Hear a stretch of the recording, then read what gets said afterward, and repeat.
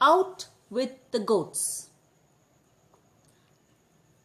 Heidi was awakened early in the morning by a loud whistle. Jumping out of bed, she put on her things and ran outside. Peter the goatherd was already there with his flock, waiting for Shvalni and Violi. Heidi's grandfather was bringing them to join the other goats. "Do you want to go with him to the pasture?" Grandfather asked. "Yes," cried Heidi, clapping her hands. They started merrily up the Alp. Heidi was wild with joy and ran from side to side. In one place, she saw big patches of fine red primroses. On another spot, blue gentians sparkled in the grass. Everywhere, the golden rock roses were nodding at her.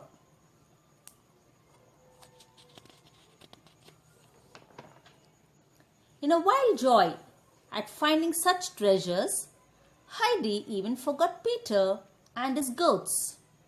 She ran far ahead of him and then strayed away off to one side. Peter had a hard time looking out for her. "Follow me now," he called out. "Where are the goats?" Heidi asked, even without stirring. "Way up there, and we have still far to go," he said. After they had reached the destination, the boy lay down on the sunny grass. Heidi was watching the goats and asked Peter for their names. Peter could tell them all to her. The one with the big horns was a big Turk. The bold thistle finch was not afraid of him. Snowhopper was a small white goat and kept bleating in the saddest way. All of a sudden, Peter jumped up and bounded after Thistle Finch, who had gone too far. Peter stumbled over a stone while trying to stop Thistle Finch from falling over the edge of a mountain.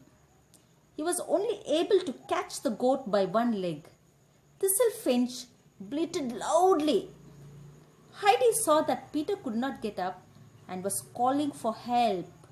She quickly picked up some fragrant herbs and held them under the animal's nose. The goat turned about and started eating the herbs from Heidi's hand when Peter got to his feet. He led Thistle Finch back to the herd. Thus the day passed, and the sun was already sinking down behind the mountains. The peaks started to glow, and Heidi suddenly called out to Peter, "Look, everything is on fire.